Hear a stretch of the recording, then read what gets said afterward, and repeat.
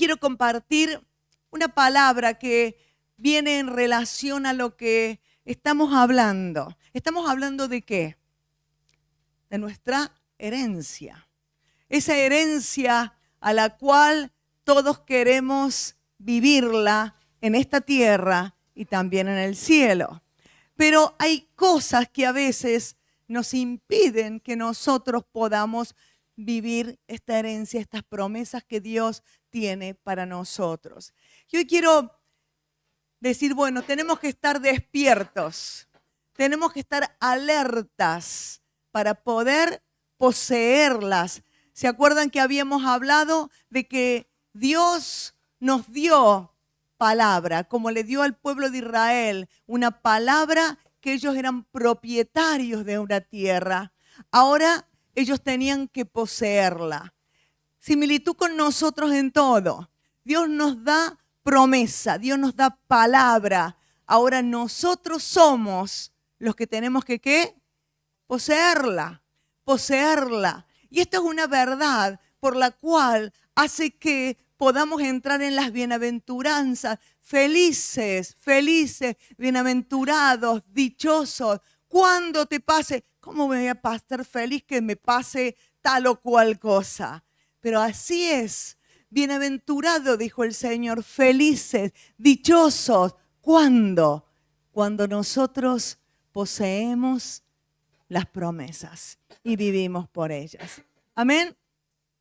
Y nosotros recordamos que el pueblo de Israel había quedado allí en la tierra, a la entrada de la tierra prometida, y es Josué, junto con el pueblo, el que van para poseer la tierra. Y allí está Josué en este tiempo donde poseen la tierra, pero hubo espacios, hubo lugares, hubo pueblos, algunos pueblos que quedaron habitando en la tierra. Pero mientras el tiempo que estuvo Josué vivo y aquellos líderes, aquellos jefes de tribu, aquellos ancianos que estuvieron con Josué trabajando todo ese tiempo, mientras fue ese tiempo, el pueblo recibió la bendición y estaba allí parado en la posición que Dios quería. Ahora, ¿qué sucedió? Muere Josué, mueren los ancianos en que habían transitado y el pueblo comienza a vivir a su manera, a su forma y a caminar por caminos donde les llevaron a una vida totalmente lejos de Dios. Ahora, estos pueblos que habían quedado eran pueblos que si ellos no abrían los ojos, no estaban despiertos, iban a ser tropiezo para el pueblo de Israel. Y lo fue, ¿verdad? Y lo fue. ¿Por qué? Porque cuando luego que muere Josué, el pueblo se aleja del Señor, viviendo una vida desenfrenada por momentos, descontrolada. Y esta forma de vida trajo como consecuencia que Israel estuvo bajo opresión del enemigo. Esta opresión era continuos ataques. Y acuérdate lo que estábamos hablando, que nuestra vida es un paralelo a esta posesión de tomar la tierra. Y allí estaba Israel sufriendo opresión del enemigo, siendo atacados. ¿Cuál era la causa? Es que cada uno hacía lo que quería y Dios no estaba en el asunto. Dios no estaba en el asunto. Vamos a leer allí en Jueces 2, capítulo 2, vamos a leer desde el versículo 16. Dice, entonces el Señor hizo surgir, que esto es un poco lo que yo te conté, líderes que los libraran del poder de esos invasores. Sin embargo, tampoco escucharon a esos líderes, sino que se prostituyeron al entregarse a otros dioses y adorarlos. Muy pronto se apartaron del camino que habían seguido sus antepasados, el camino de la obediencia a los mandamientos del Señor. Cada vez que el Señor levantaba entre ellos un líder, el Señor estaba con él Y mientras ese líder vivía, los libraba del poder de sus enemigos, porque el Señor se compadecía de ellos al oírlos gemir por causa de quienes los oprimían y afligían. Pero cuando el líder moría, ellos volvían a corromperse aún más que sus antepasados, pues se iban tras otros dioses a los que servían y adoraban. De tal forma se negaban a abandonar sus malvadas costumbres y su obstinada conducta. ¿Cuál era el problema real? ¿Cuál era el problema real? ¿La culpa era de los enemigos, que eran más fuertes que ellos? La culpa era de Dios. La culpa era de los líderes, de los jefes. La culpa era de las decisiones que cada uno de ellos había tomado. ¿Verdad que sí? Y este libro de Jueces, un libro caracterizado por este sub y baja, venía un líder y ellos adoraban a Dios, se moría el líder, caían debajo. A veces muestra la condición del ser humano lejos de Dios. Cuando nosotros leemos el libro de Jueces, nos damos cuenta cuál es el corazón del hombre lejos de Dios. Entonces, el problema estaba que ellos iban detrás de sus propios deseos y la adoración a ídolos, a la idolatría. ¿Y qué es una idolatría? Y yo sé que tú me vas a decir, yo no voy detrás de ninguna imagen, yo no adoro, yo no me arrodillo ante ninguna imagen. Pero ¿qué es la idolatría?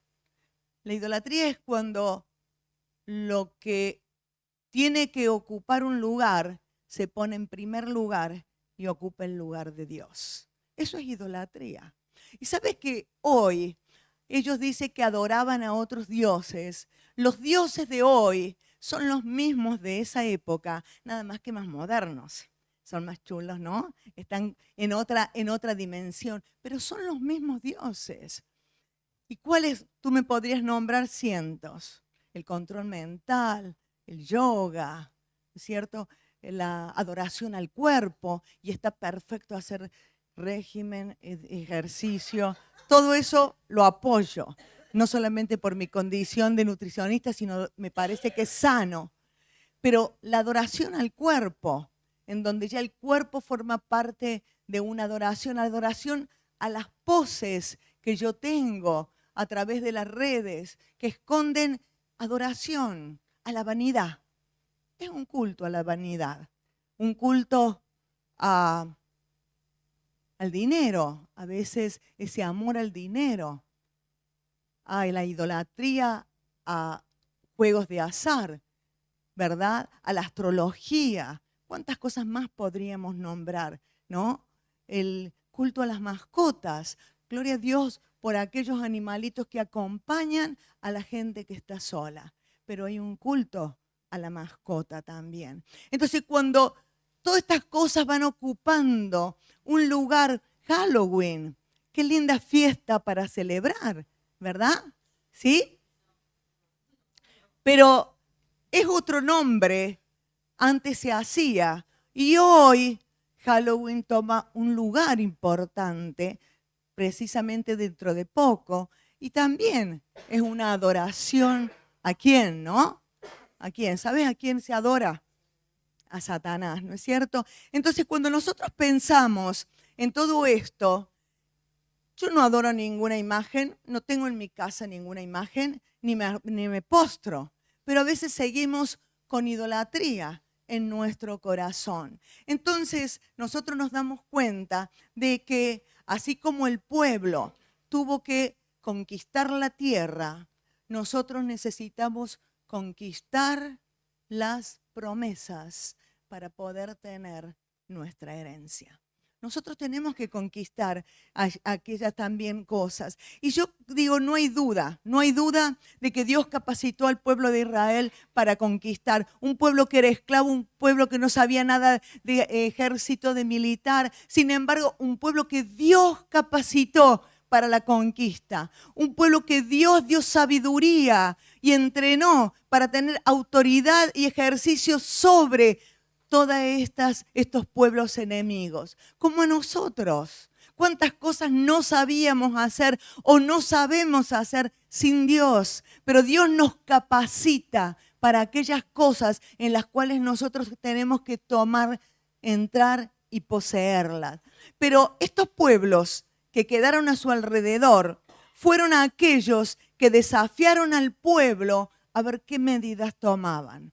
Estos pueblos que quedaron a su alrededor los desafiaban para ver cómo ellos iban a actuar, si iban a seguir a Dios o se iban a ir detrás de ellos. ¿Y a nosotros qué nos pasa? Vivimos en medio de un mundo en donde transitamos y caminamos. Y las cosas que están a nuestro alrededor también nos desafían. También nos desafían cómo actuamos. Nos amoldamos a lo que está afuera cuando salimos y el resto del tiempo. ¿O qué pasa con nuestras vidas? ¿Por qué? Porque yo quiero conquistar las promesas. Yo quiero tener la herencia. Pero yo tengo que entender que el mundo que está a mi alrededor cuando transito, cuando trabajo, cuando estudio, es un mundo que está puesto para torturarme, no, para fortalecerme y saber cuál es mi actitud, cuál es mi desafío. Allí está en el capítulo 4, vamos a leer, dice el capítulo 4, después de la muerte de Ahod, era otro juez, los israelitas volvieron a hacer lo malo ante los ojos del Señor. Así que el Señor los entregó en manos de Jabín, un rey cananeo que reinaba en Hazor. El comandante de su ejército era Sísara, que vivía en tal lugar. Los israelitas clamaron al Señor porque Jabín tenía 900 carros de hierro durante 20 años. ¿Cuánto? 20 años. Había oprimido cruelmente. ¿Cómo los oprimió? A los israelitas. En aquel tiempo lideraba a Israel una profetisa llamada Débora, que era esposa de Lapidot.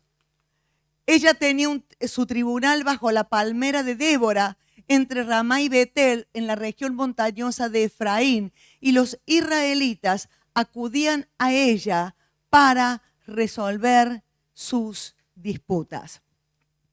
Dice que durante 20 años los cananeos, Jabín, estuvo oprimiendo cruelmente al pueblo de Israel. 20 años. Muchos, ¿no? Muchos, 20 años. Y dice que Sísara, que era el comandante en jefe militar, tenía 900 carros herrados. Eran carros cuya estructura era de hierro y en su interior había hombres armados que difícilmente alguien podía perjudicarlos o hacerles algo, pero sí que ellos destruían a sus enemigos. Así que este hombre era una amenaza para cualquier enemigo, con 900 carros de hierro. Ahora, dice que los cananeos oprimían cruelmente. El diablo oprime cruelmente, ¿o no? Esa es la función de él. No conoce otra cosa y no esperes de él otra cosa. Israel realmente estaba bajo la opresión, el poder del enemigo y no eran libres para vivir. Seguramente que ellos dijeron, basta de leyes de Dios. Vamos a vivir a nuestra forma, vamos a vivir en la libertad que nos da el ser y el hacer. Y ellos cayeron bajo la opresión del enemigo. Estaban bajo el yugo de esclavitud del enemigo. El diablo nos condiciona el caminar cuando nosotros estamos allí y te da temor, te limita, te hace sentir que aunque crees que estás en libertad, vives bajo las directivas del enemigo, sin dejarte ser feliz nunca, aunque aparentemente te muestra la felicidad, ¿verdad? Y yo pienso, ellos estaban viviendo su día a día, ellos amanecían, levantaban su persiana para que entre el sol, pero no sabían si ese día Císara iba a venir a atacarlos. Císara iba a venir a robarles y destruirles todo lo que tenía y llevarse a sus hijas cautivas. ¡Qué tremendo! Ellos eran en una forma libres de los mandamientos o de estar cerca de Dios, pero no eran libres porque no sabía cómo iba a ser su día, cómo iba a ser su reacción ante los ataques. ¿Qué es la opresión? ¿Qué es la opresión? ¿Qué sientes cuando estamos oprimidos o estás oprimido? ¿Has sentido alguna vez opresión? El diccionario dice sofocar, presionar, someter, ya sea tanto a una persona, a una ciudad, a un pueblo, lo que sea. Ahogo, asfixia, angustia, congoja, encadenado, miedo, ¿no es cierto?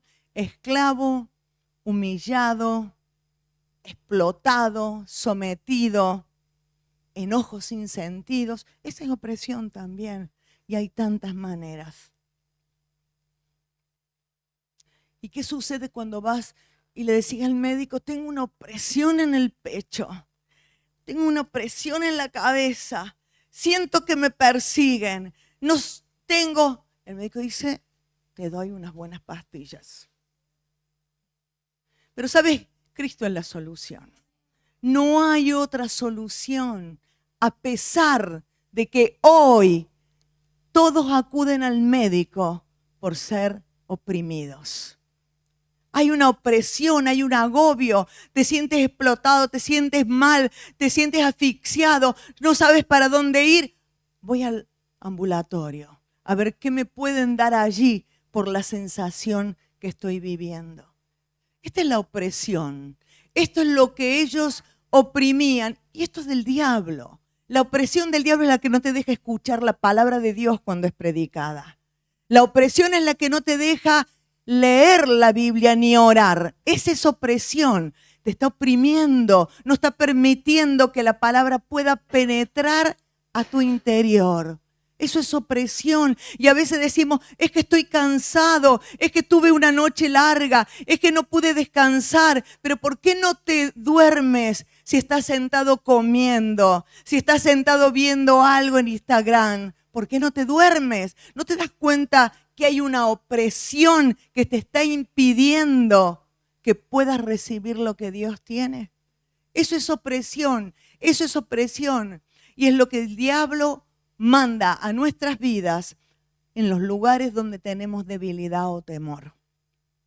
Allí en los lugares donde hay. Israel estaba bajo la opresión y el poder de los cananeos. Claro, esta era una potencia militar. Imagínate lo que era enfrentarte con Císara, que se sentía el Dios del mundo, ¿no? Donde él pisaba, sus 900 carros venían atrás y allí enfrentaba a todo el pueblo y nadie quedaba con vida.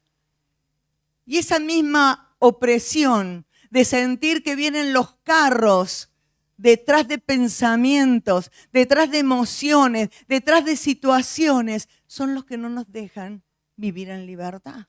Son los que nos dejan poseer las promesas. Son los que no nos dejan creerle a Dios en todo lo que me dice en la palabra.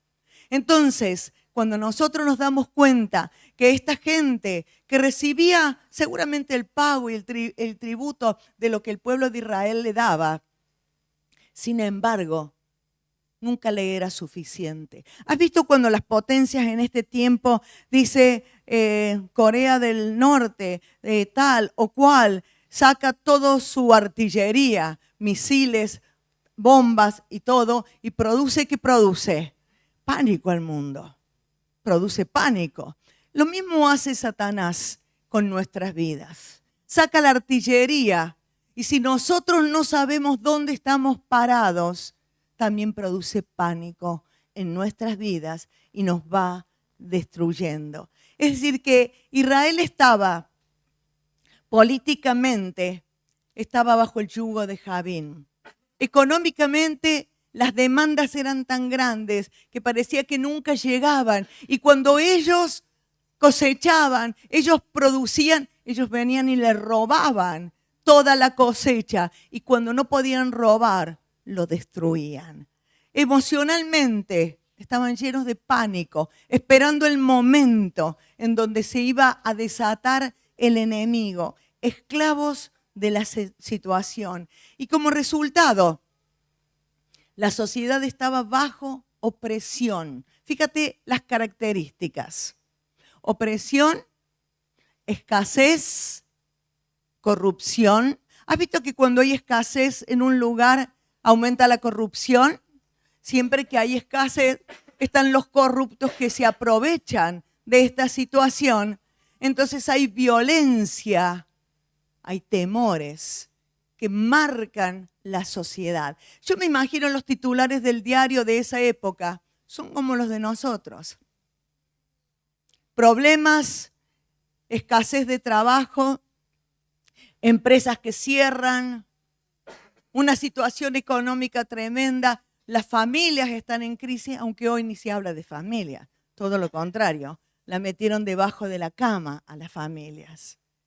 O sea que esos son los titulares del diario. Ahora, ¿qué hacemos hoy nosotros con nuestra realidad? ¿Qué hacemos hoy nosotros con la realidad que nos toca vivir? ¿No? Y nosotros nos damos cuenta, y yo espero que sí, que cuando nosotros salimos de la cobertura del Señor, nos pasa igual que al pueblo de Israel. Somos oprimidos por pensamientos, por enojos, por aquellas cosas del pasado que se vuelven, por las ganas de meterme en esas páginas donde no debo, por las ganas de entrar a los juegos para ver si salvan mi economía, por las ganas de tantas cosas. Cuando nosotros salimos de la cobertura, nos pasa igual que Israel, pensando que iban a ser libres para decidir como quiero. Lo único que obtuvieron, oprimidos cruelmente durante 20 años. Y dice que en medio de esto, el pueblo clamó.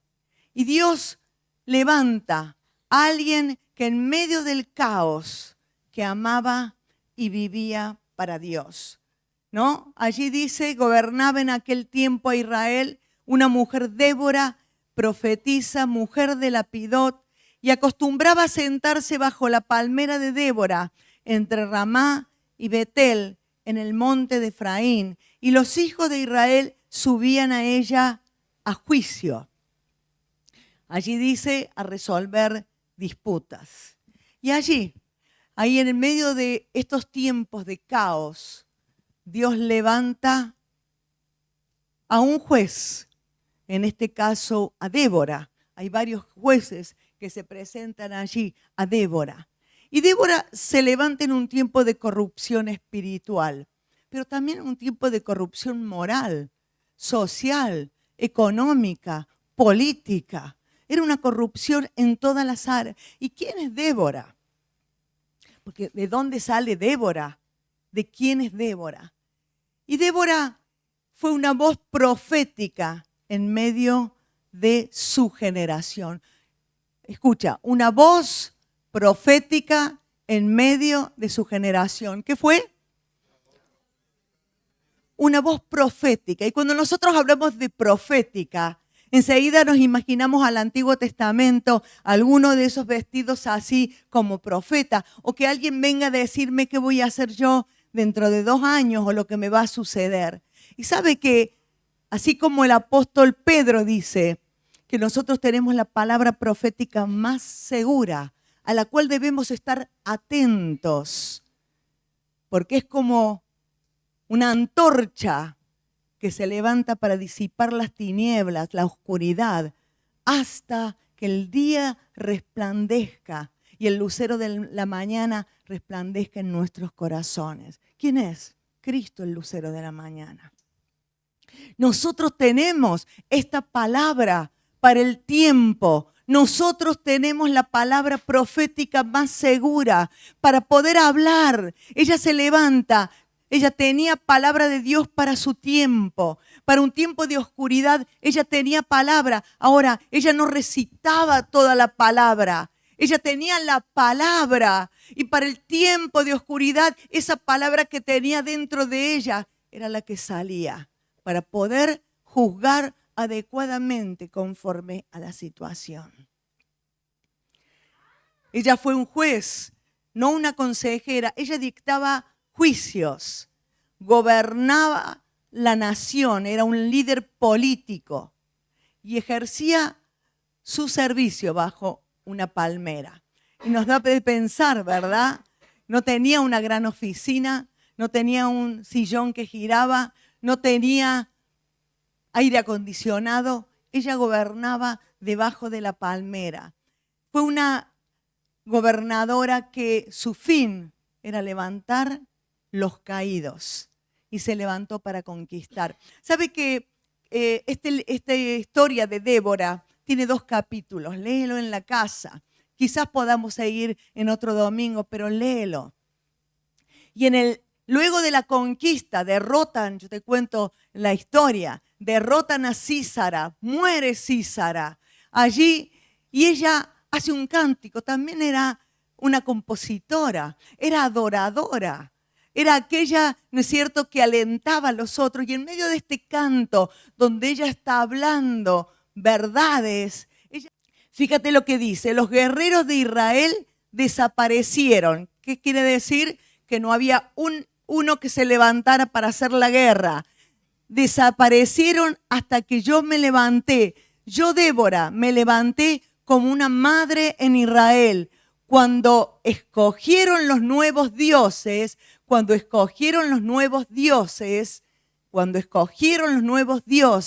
llegó la guerra a las puertas de la ciudad. Cuando ellos escogieron los nuevos dioses, vino la guerra al corazón.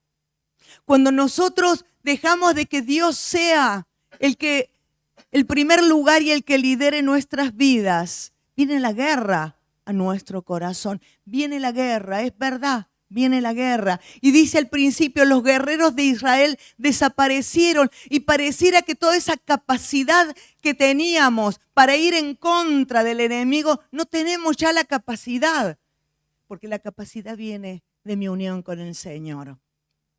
Y dice, pero no se veía ni un escudo ni una lanza entre 40.000 hombres de Israel. Débora era una mujer casada, porque así dice que su esposo es Lapidot, ¿no es cierto? Y yo me imagino que no debía haber tenido empleada que le haga las compras, que le prepare la comida, que le limpie la casa. No tenía seguramente microondas y tampoco lavadora. Yo creo, a lo mejor ustedes tienen una versión más moderna que la mía. No sabemos si tuvo hijos, pero seguramente tuvo hijos. Pero era un amante del Señor y la palabra, y escuchaba a Dios. A mí me gusta pensar cuál fue la postura que tomó Débora. Sabe que nuestra postura determina cómo voy a enfrentar las situaciones. ¿Cuál es mi postura ante las situaciones? Era una mujer comprometida con la sociedad, con un compromiso por los necesitados. Una mujer con todo tipo de obligaciones propias y familiares, pero que escuchaba a Dios y se sentó a escuchar y a ayudar a los que necesitaban. Una mujer que en medio de una sociedad de hombres, era una sociedad de hombres, ella lo único que le importa es ayudar a los otros. Fíjate qué importante. Ella no lucha por un lugar, ella no lucha por una posición, sino que su autoridad está dada por su vida en comunión con el Señor. Y esto es tanto para hombres como para mujeres. No podemos ni debemos luchar por una posición. Yo quiero tener este lugar, quiero tener esta credencial, este título, este cargo. Eso lo da tu comunión con Dios. Él es el encargado. Ahora lo importante es que yo reciba de Él qué postura tengo que tener ante las situaciones. Y yo pienso que ella podría haber dicho, demasiado tengo con mi casa y mi familia como para estar ocupándome con el caos mundial, con el caos que es este mundo. Yo tengo mis problemas para escuchar lo de los otros. No tengo tiempo para nada. ¿Has escuchado esa expresión? No tengo tiempo para nada. ¿Sabe que esta expresión, esta mañana pensaba, me excluye a ser útil para el reino? No tengo tiempo para nada. Me excluye, me descalifico porque no tengo tiempo. No puedo ver que Dios me capacite. No puedo ver que Dios me ayude a solucionar estos temas. No puedo hacer la comida, comprar las cosas, lavar, hacer esto y también me pides lo otro. No puedo. Me descalifico. Me excluye para poder ser de bendición en lo que Dios quiera mostrarme. ¿Sabe que esa expresión que Débora podría haberla dicho, no tengo tiempo para nada, con todo lo que tengo que hacer, no hay hombres que lo hagan, no hay hombres que vayan a la guerra? Su única meta era poder ayudar al que necesitaba, sentarse a escucharlos. Ella tenía herramientas poderosas, amaba a Dios, escuchaba su voz aún en medio de los ruidos.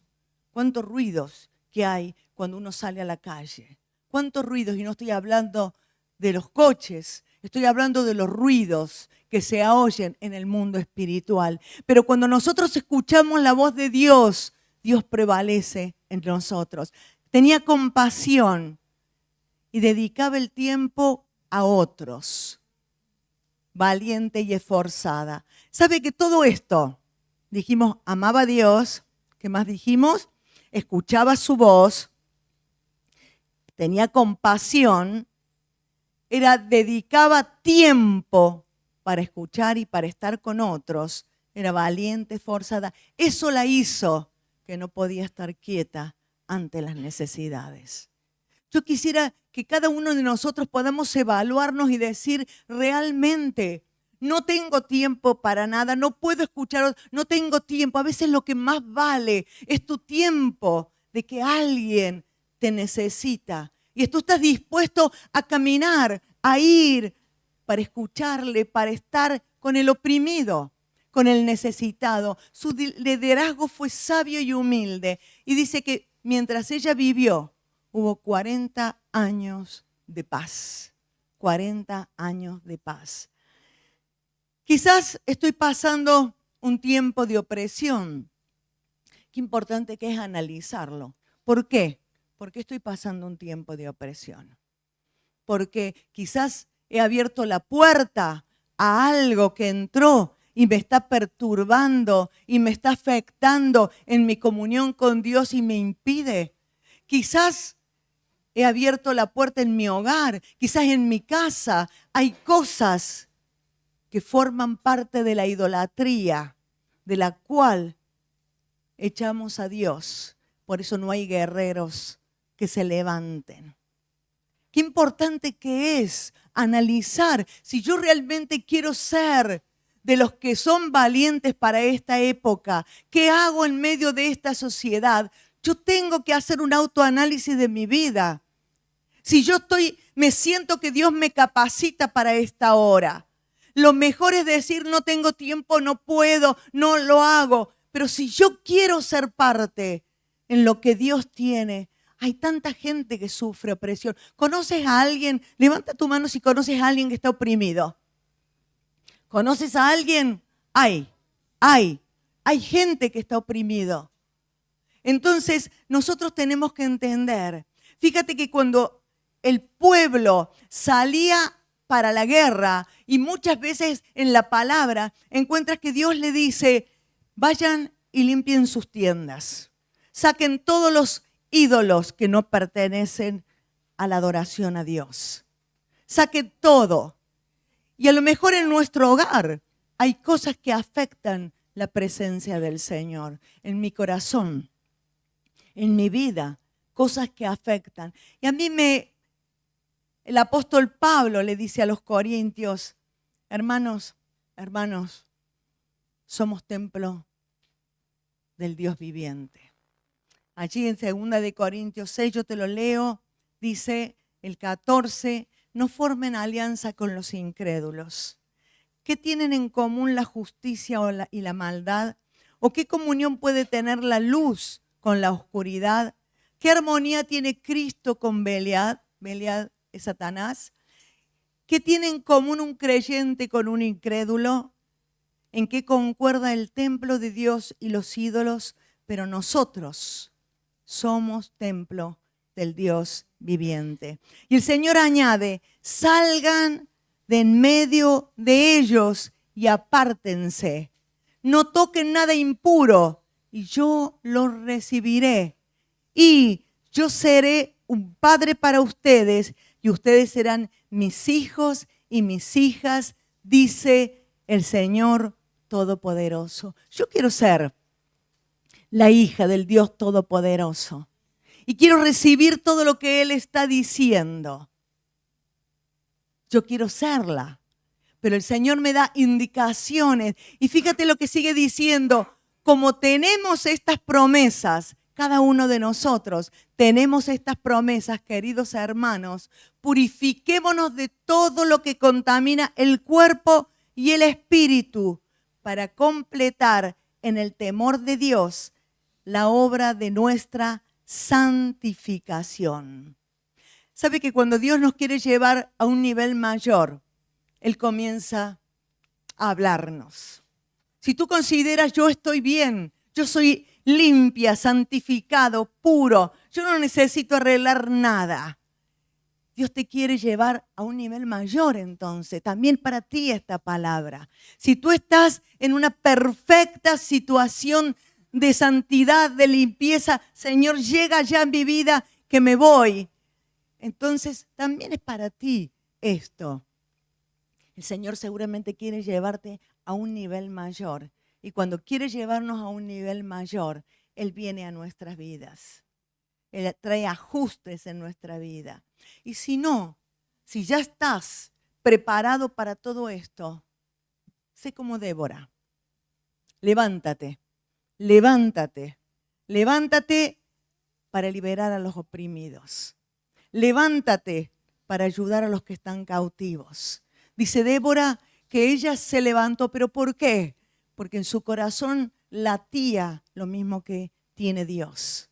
Se levantó como una madre, dice. ¿Pero por qué dice como una madre? La imagen de madre es aquel que cuida, que levanta, que protege, que alimenta.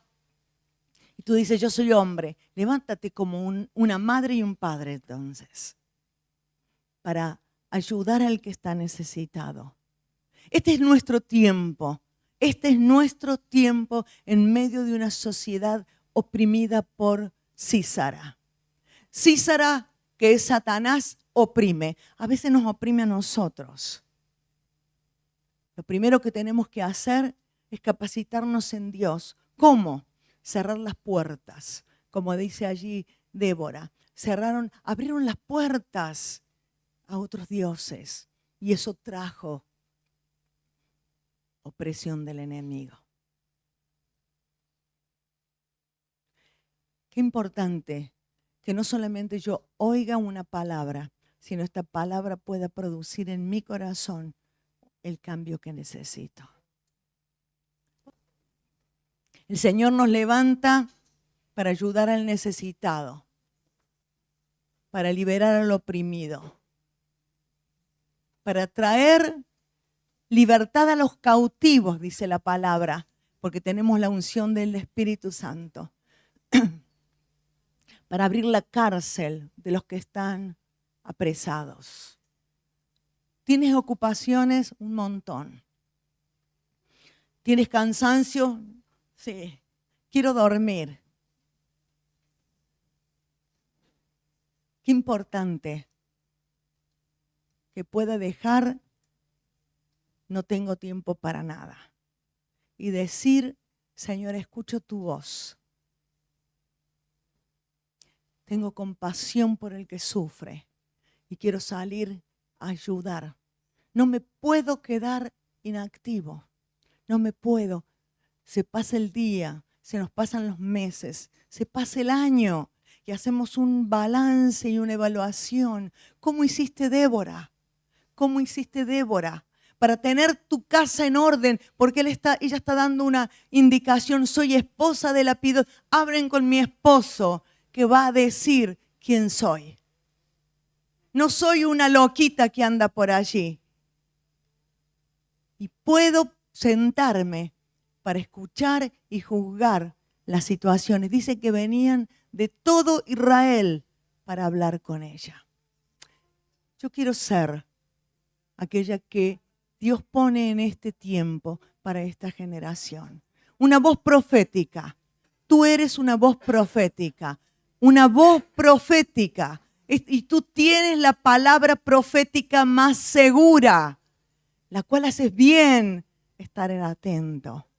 Porque esta palabra es como una antorcha que se levanta en medio de la oscuridad. Vivimos en la oscuridad y la palabra, no tengas temor de dar la palabra, se levanta en medio de la oscuridad para poder revelarse a Cristo en los corazones.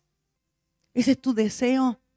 Que arda en esta mañana ese deseo.